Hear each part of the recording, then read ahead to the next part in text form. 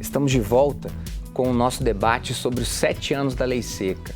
Joel, Roberta, tem umas posturas que me incomodam muito quando a gente escuta, por exemplo, na música sertaneja que os jovens tanto curtem, né, um valor como se beber muito e não cair fosse algo de troca. Eu bebo mesmo e bebo mesmo. Um dia eu vou parar. Frases que estão no imaginário e nos dials do rádio da gente. Como que é possível fazer esse trabalho, Anderson, que a Roberta está colocando, de conscientização, sendo que, ao mesmo tempo, a gente dá valor para esse comportamento contraditório, sabe? O comportamento, sobretudo o jovem, é assim, né? O jovem, ele quer aproveitar a vida, ele está conhecendo muitas questões e tal, e nesse afã da juventude, acaba produzindo situações. Isso aí fica bonito para os olhos daquelas pessoas, esses jovens que têm nessa geração. Então, é algo complexo de você tentar falar assim que é isso, é uma série de fatores. Eu penso que não, a questão da educação, não só a fiscalização, não só a lei, a cultura cívica, é o cidadão, ele saber o seu lugar, né? Eu digo, o cidadão fazer a sua parte.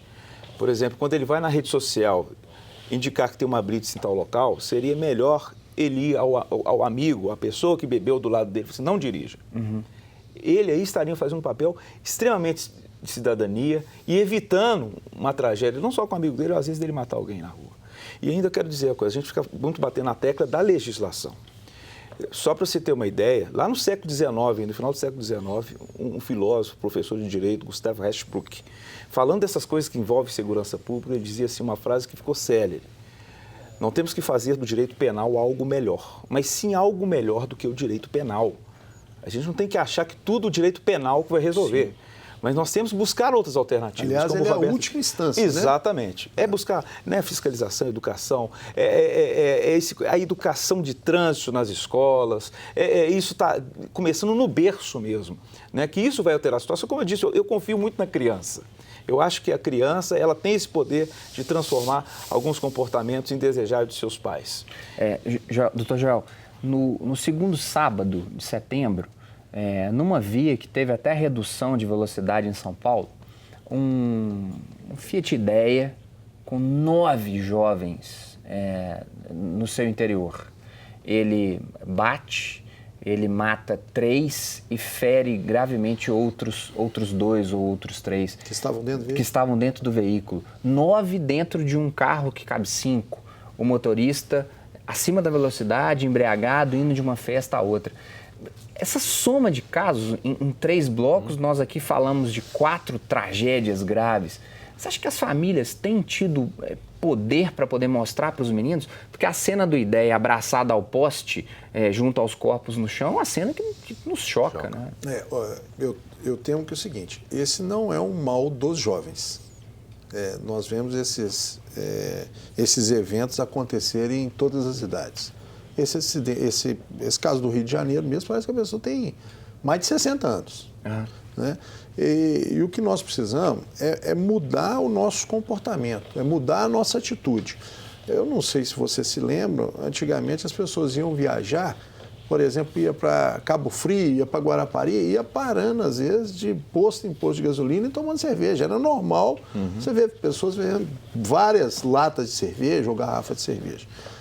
A sociedade está mudando, eu vejo um avanço, os valores estão mudando.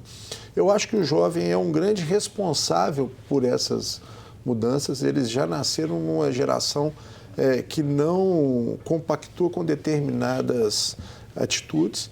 Agora, é um mal crônico. Nós, sociedade, vamos ter que enfrentar realmente esse tema. Nós não vivemos uma guerra por aqui, né? Nós não sabemos como é que é essa questão de uma necessidade muito grande. Então, o Brasil não se une em torno de determinadas questões. Agora, se a gente olhasse para esses números, nós estamos vivendo uma guerra e não estamos prestando atenção. A pessoa do seu lado está morrendo. aqui em Belo Horizonte, mas no Paraná, no Piauí, no Brasil inteiro. Eu fico chocado com o que você está falando, mas isso é próprio do jovem. Entrar 8 num carro, 9 num carro. Agora, a questão do álcool e do volante, infelizmente, não é próprio só do jovem.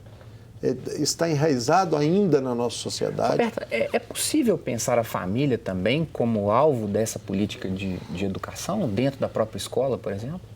Com certeza. Eu acho que tem que todos serem envolvidos, né, nesse trabalho. E eu acho até importante falar um pouquinho aqui, doutor Anderson, que há muito o que se fazer. Aqui vocês citaram vários exemplos trágicos só que ocorreram nos últimos dias, mas eu acho que a gente já está fazendo muito. Aqui em Minas Gerais, a gente já conseguiu, nesse primeiro semestre, em Minas Gerais e em Belo Horizonte, uma redução dos acidentes, né? Em Minas Gerais, a gente chegou a uma redução de, parece, 7%. Então, eu acho que isso nos dá força para pensar que a gente estava no caminho certo, que é esse aumento da fiscalização, mas também esse aumento, essa preocupação com a parte preventiva.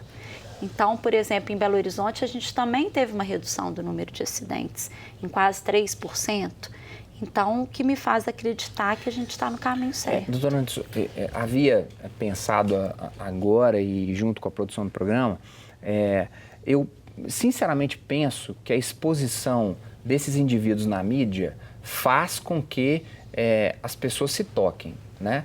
Primeiro porque há um certo revanchismo, né? O indivíduo se vê com raiva daquele sujeito que está ali. Não é mais uma questão apenas cômica, né, de você ficar rindo do indivíduo ali embriagado ao volante. A gente gera em nós uma raiva quase que intestinal mesmo daquele sujeito ali.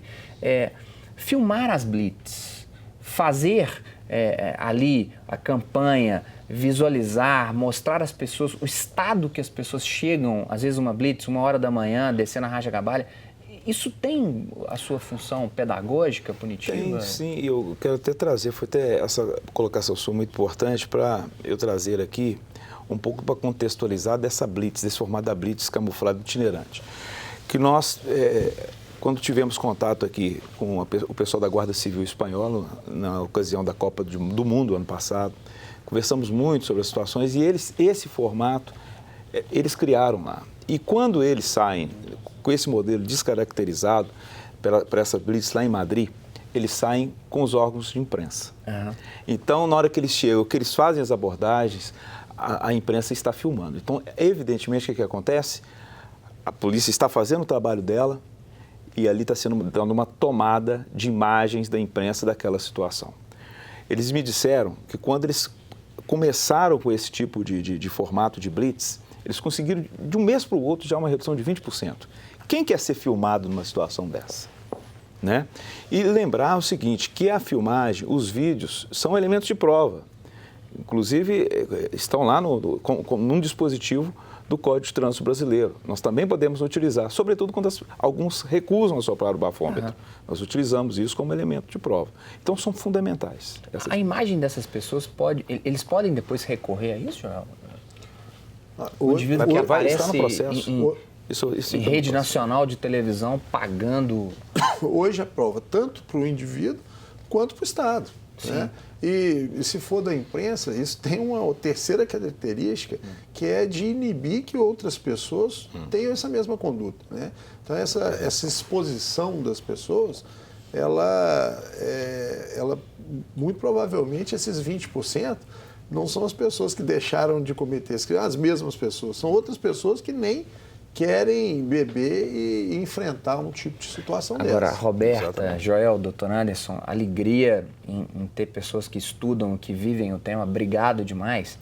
E eu gostaria de encerrar o debate de hoje trazendo uma frase, uma ideia daqueles que com mais sucesso tiveram no tratamento do alcoolismo, como uma porção fundamental do indivíduo perceber-se na necessidade de estar sóbrio, que é a tradição de Alcoólicos Anônimos.